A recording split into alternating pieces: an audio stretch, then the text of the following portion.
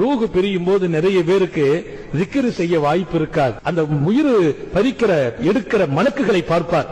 ஒரு மலக்கு வர்றது இல்ல, ஒரு பெரிய ஜமாத்தே வருவாங்க மலக்குமார்கள், அவங்களை எல்லாம் பார்ப்பார். பார்க்கிற போது ஒரு வகையான அதிர்ச்சி.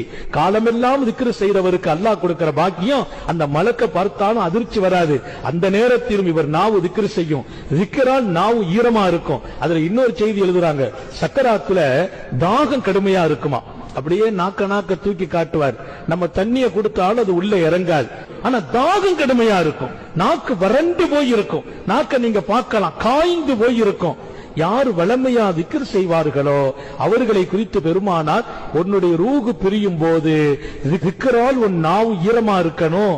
இதுக்கு ஒரு விளக்கம் எழுதுவாங்க, zikr வளமையா செய்றவர் சக்கராத்தின் தாகத்திலும் அவர் நாவு வறண்டு போகாது. அல்லாஹ் நம்ம எல்லாருக்கும் தௌபீக் செய்வானா.